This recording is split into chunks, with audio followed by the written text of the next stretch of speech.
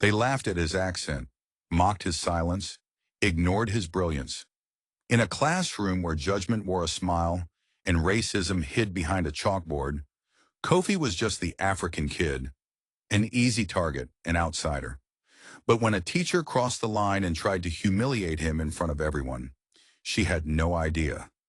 The boy she was trying to tear down was about to rewrite the lesson, one equation at a time.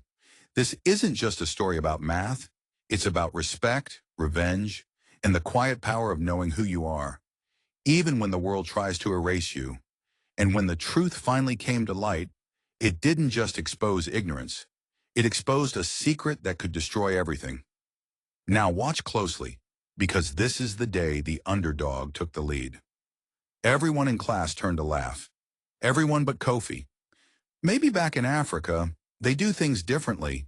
Miss Sanderson smirked, arms crossed, tapping the chalkboard with her stick. But here, we follow logic, not jungle guessing games. Kofi felt his throat tighten, the heat behind his eyes threatening to spill over. His accent, his name, his silence. They had made him a target since day one. But this wasn't just another joke whispered behind his back. This was public humiliation, and it was coming from the one person who was supposed to believe in him. He looked down at his notebook, his pencil trembling slightly. On the board behind her was a problem, a calculus equation so twisted it looked like it had crawled out of a graduate-level exam. The class had spent 30 minutes on it. Miss Sanderson had paraded 3 students up to the board. None could solve it. Then she picked him. "You're up, Mr. Ghana Genius. Enlighten us with your tribal wisdom." The laughter that followed wasn't just cruel. It was heavy, the kind that stains a soul. Kofi stood up, each step to the front of the room feeling like walking through fire. He stared at the problem, his fingers itching for the answer. But when he reached for the chalk, Miss Sanderson snatched it from his hand. "You know what? Never mind," she sneered. "Go back to your seat. Maybe try again once you learn how to speak proper English." Kofi didn't argue. He didn't fight. He just walked back to his seat, face burning. But he didn't sit. He pulled out a paper, wrote quietly, quickly, his eyes locked in calculation. When he finished, he folded the paper, slid it into his bag, and waited. That night, Kofi didn't go home to cry. He didn't even tell his host family what happened. He stayed up, reading, reworking the problem, writing a letter. The next morning, Ms. Sanderson walked into class, smug as ever. "Before we begin," she said, holding up a paper, "I got a little surprise in my mailbox this morning." It was Kofi's solution. "And let me guess," she said, scanning the class. "You all think it's correct, right?" No one answered. "Wrong," she snapped. This is just copying off a math software. These foreign students think if they type fast enough, they can cheat the system." She ripped the page in half. Right there, in front of everyone. Kofi didn't flinch. But 2 rows over, someone did. Jasmine, the quiet girl, top of the class. She raised her hand. "Actually, Miss Sanderson," she said slowly, "I checked the solution. It's right. Every step. I even ran it through 3 math solvers to be sure." Miss Sanderson's smile twitched. "You're mistaken." "I'm not," Jasmine said louder this time. "And there's more. The method Kofi used, it wasn't from a solver. It's a technique from the University of Nairobi, a paper published 2 years ago. I looked it up." The class gasped. Kofi remained silent, his face unreadable. But Miss Sanderson's face changed, from smug to pale. She turned back to the board and started scribbling furiously, trying to prove him wrong. But each attempt, each workaround, failed. The answer led back to Kofi's page. Every time. Finally, she turned around. "Fine," she snapped. "He got lucky. Doesn't mean he understands what he did." That's when the door opened, and in walked Dr. Thompson, the district supervisor, clipboard in hand, neutral expression on his face. "Morning, class," he said. "Heard there was a genius among us. Thought I'd sit in today." Miss Sanderson froze. Dr. Thompson sat. "Kofi, would you mind solving that problem again?" "For me?" Kofi stood, walked to the board, and with the calm of someone who had done it 1,000 times before, solved the entire equation. He even pointed out an optimization Ms. Sanderson had missed in her original explanation from the day before. The class was silent. Even the chalk sounded different. When he was done, Dr. Thompson stood. "Thank you, Kofi. That was remarkable." Then he turned to Miss Sanderson. "Mind stepping into the hall with me?" They were gone for 10 minutes. When Miss Sanderson returned, she didn't speak. She didn't look at anyone. She just sat down at a student's desk. Because from that moment on, Dr. Thompson would be teaching the class for the rest of the semester. Kofi, he was moved to the advanced mathematics program and granted a scholarship to attend a summer institute for gifted students. But the story didn't end there. Later that week, Kofi got a message slipped into his locker. No name, just a time and a location. "Come alone," it read. "There's something you need to know about Mrs. Sanderson and why she really hated you." Kofi read the note twice. His hand trembled, not in fear, but in anticipation. Because deep down, he knew this wasn't just about math. It was never just about math. Kofi stared at the note in his hands, his fingers tightening around the folded paper. "Come alone. There's something you need to know about Ms. Sanderson and why she really hated you." He read it again, not once, not twice, but 5 times before he slid it carefully into the back of his textbook. His heart beat harder than it had the day he stood in front of the class. This wasn't just a prank. Something about the handwriting, the urgency, the truth behind those words, it rang louder than all the laughter he'd endured in that room. That evening, just as the sun began to slip behind the trees outside Lincoln High, Kofi walked to the address scribbled on the note. It led him behind the gym building to a small, rarely used maintenance hallway. The air was thick, the concrete walls sweating with humidity and secrets. And someone was waiting. Jasmine, the same girl who had defended him in front of the class. Her arms were crossed, her eyes darting behind him as if she'd expected someone to follow. "You came," she said. "Good." Kofi nodded, cautious. "Why did you send the note?" She looked him dead in the eyes. "Because I found something. Something you need to see." From her backpack, she pulled out a thin manila folder, battered, frayed at the edges. On the front, "Disciplinary, confidential." Kofi's eyes narrowed. "This was in the faculty copier," Jasmine explained. "Someone left it. I think they meant to shred it. I saw your name on the first page." She handed it to him. Kofi hesitated, then opened it. Inside were printed emails, memos, and even handwritten notes. And all of it traced back to Ms. Sanderson. The first email was the most shocking. "That international student Kofi is too smart for his own good. His presence threatens the structure I've worked hard to build. Students like him shift the curve and intimidate the others. I've seen this before. We let one in, and the others follow. The administration won't understand, but you know what I mean." The date was 2 months before Kofi even enrolled. He flipped the page. There was more. Notes about altering Kofi's test scores, conversations about limiting academic opportunities to preserve class balance. There was even a printed draft of a recommendation letter she had been asked to write for him, and the cruel, sarcastic comments scrawled in the margins. "Knows math, speaks in riddles, probably doesn't know what deodorant is." Kofi's stomach churned. The weight of every insult, every snide joke, every dismissive glance, it all clicked. It hadn't been ignorance. It had been a plan. "This wasn't just about your accent," Jasmine said softly. "She's been targeting you from day one." Kofi didn't speak. He didn't need to. The fire in his chest said everything. "But there's more," Jasmine said, hesitating. Kofi looked up. "I traced one of the emails. It was CC'd to someone. A W. Sanderson, I looked it up. That's her brother."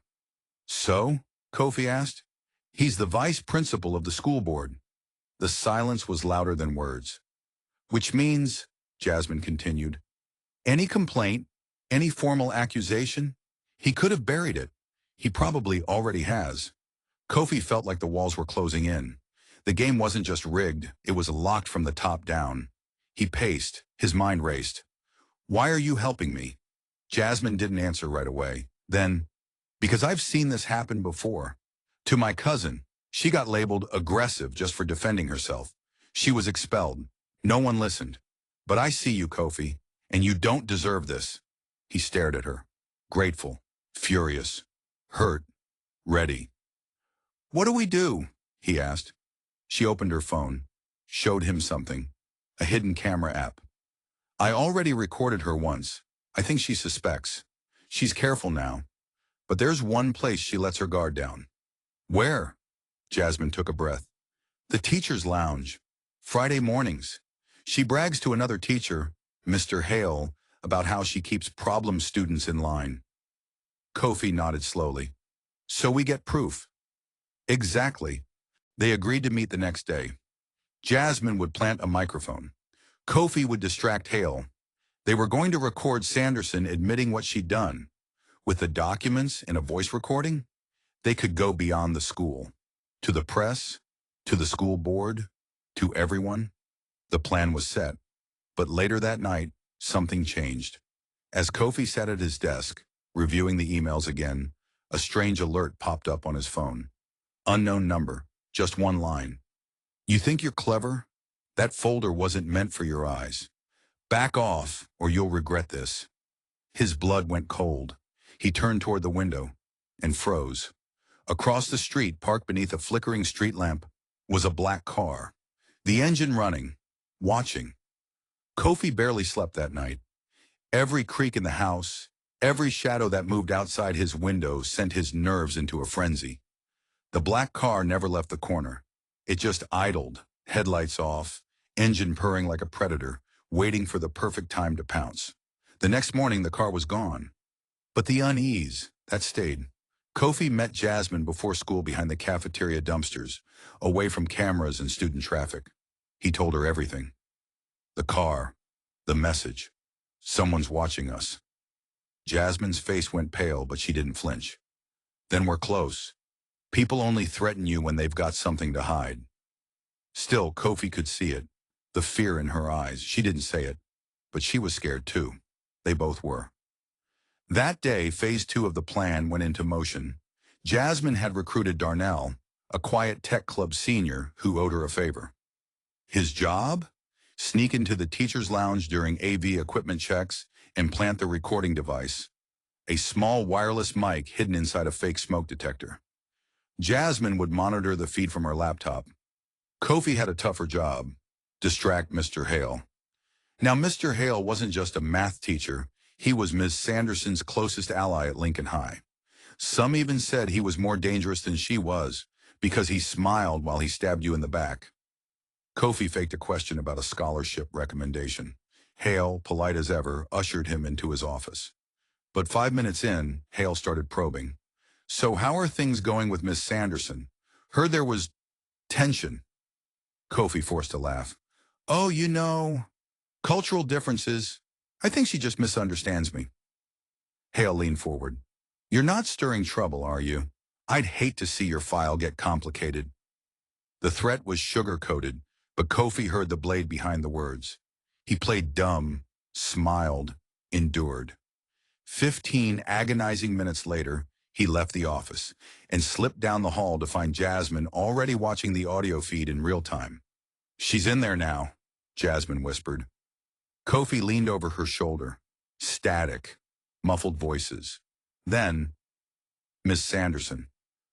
Some students just don't know their place. This one? He walks in here like he's going to save the world. What he needs is a reminder. This school has rules, structure. People like him don't belong at the top. Mr. Hale. I warned you. The board's been asking questions since that Nairobi paper thing went public. Ms. Sanderson. And they'll stop asking when he disappears from the equation, like the last one did. Silence, then a whisper. Mr. Hale. That file was supposed to be destroyed. Miss Sanderson. My brother handled it. No loose ends. But this kid's digging? And now that girl, what's her name? Jasmine? She's poking around too. Mr. Hale. So what's the plan? Miss Sanderson. The same as before. Intimidation, then silence. We've done it once. We'll do it again. Jasmine's hand flew to her mouth. Kofi froze. "They've done this before," he whispered. There was more. Mentions of test score tampering, scholarship sabotage, even calls made to parents threatening deportation. Everything they'd suspected. Worse than they'd feared. They downloaded the audio, labeled it, saved 3 backups. Kofi sent a copy to his cousin Kwame in New York just in case, but they didn't want to go to the school board yet. They needed bigger coverage. National, untouchable. There was a journalist, Dawn Ibarra, with a reputation for exposing corruption in schools. Jasmine had her contact info. They planned to send everything that night, but that night never came. At 8:17 p.m., Kofi sat in the library waiting. Jasmine was supposed to meet him. At 8:45, he texted, "Kofi, where are you? Everything okay?" No reply. At 9:06, he got a message from her number. "Jasmine, sorry, family thing, meet tomorrow. All good." But something about the message felt wrong. Jasmine never texted like that. No emojis, no punctuation, no lol, no jokes. Kofi hesitated, then replied, "Kofi, what's our code word?" No answer. He waited. The message stayed read, but nothing came back. His gut twisted. Then at 9:19 p.m., a file came through. A video, just 10 seconds long. Kofi opened it. The footage was dark, shaky, but it was unmistakable. Jasmine, tied to a chair, wrists bound, duct tape over her mouth, in a dim room with exposed brick and boiler pipes, her eyes wide, terrified. Then a voice, male, cold. "You think you're clever, genius? You should have stayed in your place. Next time, think twice before going after people bigger than you." The screen cut to black. Kofi stared, his body frozen, his breath shallow. This wasn't a warning. It was a declaration. The people he was up against didn't just want silence. They wanted obedience, control, fear. But they had made a mistake. They thought Kofi was alone. They thought fear would stop him. They didn't know the fire they'd lit inside him. He closed the laptop, eyes burning, and whispered to himself, "I'm coming for you." Kofi didn't sleep that night. How could he? Jasmine was gone, vanished, kidnapped. The video, the empty threats, it all felt like a nightmare. But it wasn't. He stared at his phone, the dark room closing in around him, and a single thought consumed him. He couldn't just wait anymore. This wasn't about math anymore. This wasn't just about a teacher or a corrupt system. This was about everything. About control, about power, about the people who thought they could break him. And Jasmine. He needed help, not from the teachers, not from the school. The system was too deep, too corrupt.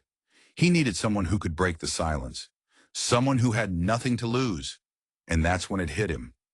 Kwame, his cousin in New York, a journalist, the one who had been after stories that exposed corruption for years. If anyone could expose what Ms. Sanderson and her brother were hiding, it was him. He didn't hesitate. He called. It took 30 minutes for Kwame to answer. Kofi could hear the grogginess in his voice, but it quickly turned to focus when Kofi explained everything. "I'm sending you the files," Kofi said, his voice tight.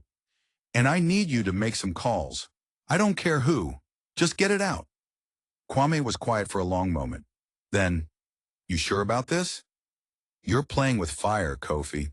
These people won't just let you walk away. This goes beyond a school." "I know." "Then we move tonight. Keep your head down." Kofi nodded, even though his cousin couldn't see him. "We'll burn them." The next day, the phone calls began. Kwame didn't just talk to journalists. He called lawyers, activists. He even reached out to a reporter from a national news outlet who had covered school corruption cases before. He was careful, calculating. He didn't release everything at once. It was too dangerous. But he knew one thing. The more pressure they applied, the harder it would be for anyone to keep this under wraps. Meanwhile, Kofi kept himself out of the way. He didn't go to school. He didn't go anywhere near Ms. Sanderson or Mr. Hale. He stayed hidden, waiting for the storm to come. It came fast. At exactly 2 p.m., Kwame called him. It's done.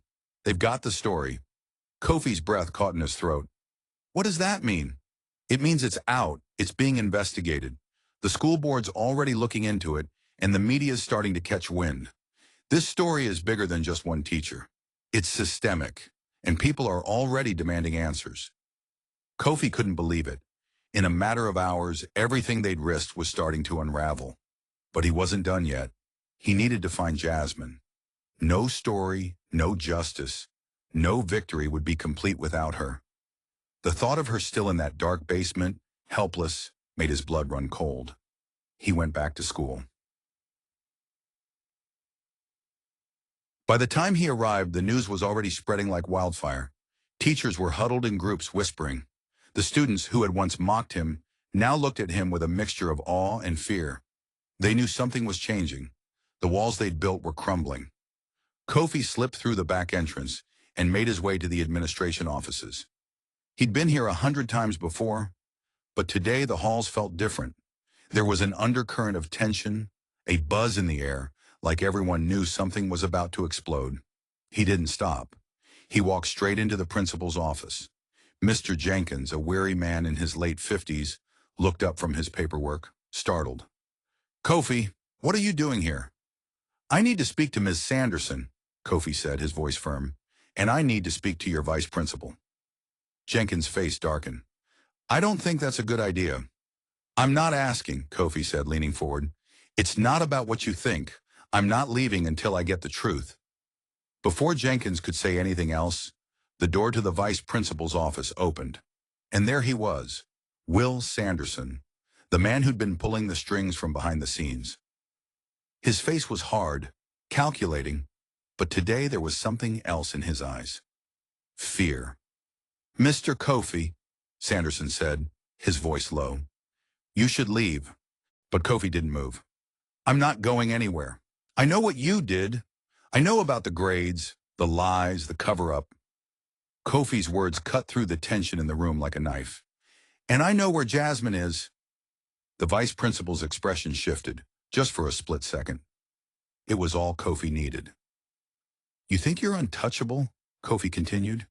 You think that because you've got power in this school, you can break anyone who doesn't fit your narrative? Sanderson stepped forward, trying to assert dominance. But Kofi wasn't intimidated. I've already contacted my cousin, Kofi said, and 100 other people, and they're not backing down. Just as Kofi finished speaking, the door opened again. This time, it wasn't another administrator. It was the police. The sound of sirens echoed through the schoolyard. Sanderson froze. For the first time, the mighty vice principal looked uncertain. Kofi took a step back, watching as the officers entered. They didn't even speak to him. They went straight to Sanderson. The jig was up. But just before they could arrest him, Kofi's phone buzzed. A text from Jasmine. They're coming for you. The real enemies. You can't trust anyone in that school. Kofi's heart dropped. Kofi's phone buzzed again. He stared at the message, his hands shaking. They're coming for you. The real enemies. You can't trust anyone in that school. His heart raced. Jasmine had somehow sent the message from somewhere. Somewhere hidden. But how? The police were already questioning Mr. Sanderson, pulling him into the principal's office. Kofi wasn't sure what was happening now, but there was one thing he knew. Jasmine was in danger, and the Sandersons weren't finished yet. Before he could think any more, Kofi's phone buzzed once more, this time with an incoming call. It was Kwame. Kwame, I don't know what's happening, Kofi said, almost frantic. Jasmine, she's... Listen to me, Kwame cut him off, his voice sharp. You've done everything you can. I've been talking to the police, the reporters. We've got the Sandersons cornered. They can't run anymore. Kofi paused, his mind spinning. What do you mean? Kwame's voice softened, but it was firm. They're talking to the wrong people now. We've got everything. The files, the recordings. We've shown them to the right authorities. And guess what? The Sandersons aren't the only ones involved. Kofi's heart skipped. What do you mean? There's more, Kofi, Kwame explained. Way more. Sanderson might have been the face, but she's just one part of a much bigger system. The district board knew about the illegal score adjustments. They were in on it. They manipulated test results to favor certain students, wealthy ones mostly. The district's funding depended on better student outcomes, and they used people like you as scapegoats to make the school look better. They couldn't let you be the real star in that class. Kofi's blood ran cold. So it wasn't just her. It was them. Kwame's voice was low but filled with fury. Exactly. And guess what else? The Sandersons were using their brother's position to cover it all up. They were making deals with contractors to siphon off money meant for student programs, using their position to line their pockets with tax dollars. The weight of it all slammed into Kofi. The corruption wasn't just in Ms. Sanderson. It was built into the very system that was supposed to protect him. The same system that was supposed to care about education had become a breeding ground for greed and exploitation. Just then, Kofi felt someone tap him on the shoulder. He spun around, heart racing. It was Jasmine. She was standing there, looking no worse for wear. Though her eyes were heavy, her expression sharp. She was free. "I knew you wouldn't give up," Jasmine said, a fierce smile tugging at her lips. Jasmine. Kofi couldn't hide the relief in his voice. "I had to go dark for a while," she explained. "They tried to grab me, but I got out. I've got my own backup plan. The district's been under investigation for months." Kofi's mind was still reeling from everything Kwame had just told him. "They've been covering up everything, all this time. You've been right all along. It wasn't just Sanderson." Jasmine's face darkened. "It's worse than we thought. And the more we dig, the deeper it goes. But we've got them now." Before Kofi could respond, the sound of police sirens grew louder outside the building. The investigation unfolds. The next few hours were a blur. The police had arrived in full force, and as the truth came to light, things moved faster than anyone expected. The recordings, emails, and documentation Kofi and Jasmine had gathered were turned over to the authorities. But the bombshell wasn't just that Ms. Sanderson and her brother were involved. It was what followed. The district superintendent was implicated. So were several key figures on the school board. Even teachers who had been turning a blind eye to the corruption were caught in the web. There was no way to cover it up anymore. Every lie, every false report, every dollar stolen. It all came to light. The entire system of corruption was exposed in one single devastating blow. Kofi watched from the sidelines as the authorities took the Sandersons into custody. He'd seen them walk out of the school, handcuffed, their faces pale with shock. But that wasn't the best part.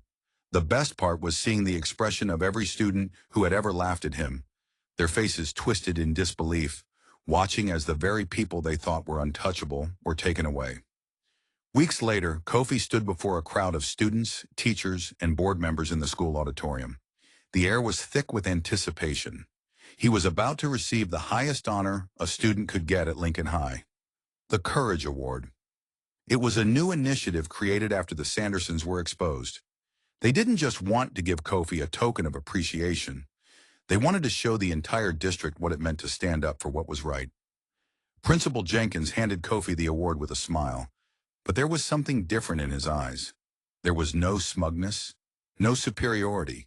He'd been forced to face the truth, and now he stood with the student he'd once overlooked. "Thank you," Kofi said, his voice steady but filled with emotion. "This isn't just for me. It's for everyone who fought, whether they were in the shadows or in the spotlight. This school is only as good as the people in it, and I'm proud to be part of this change." A wave of applause erupted. And it wasn't just for Kofi. Jasmine received her own recognition that day too. Her bravery and quick thinking had saved Kofi and exposed the full scope of the corruption. But there were others too. Students who had quietly supported them, teachers who had risked their own careers to speak out, and even some of the administration who had quietly worked behind the scenes to get this moment to happen. Justice wasn't easy. It wasn't clean, but it had come. And for once, it felt like the system could be fixed. As the ceremony wrapped up, Kofi found himself alone on the steps of the school building. The weight of everything was finally sinking in. A car pulled up beside him. It was Kwame. "You did it, man," Kwame said, grinning. "You took down a whole system. I'm proud of you." Kofi smiled, but there was still something deep in his eyes, a fire that wasn't going out anytime soon. You know, Kofi said, looking out over the schoolyard, this was just the beginning. There's a lot more out there. More kids who need to be heard. More voices who need to be given a chance. Kwame raised an eyebrow. You planning on sticking around here, or you got bigger plans? Kofi looked back at him. Maybe both. And with that, the two of them walked away together, ready for whatever came next.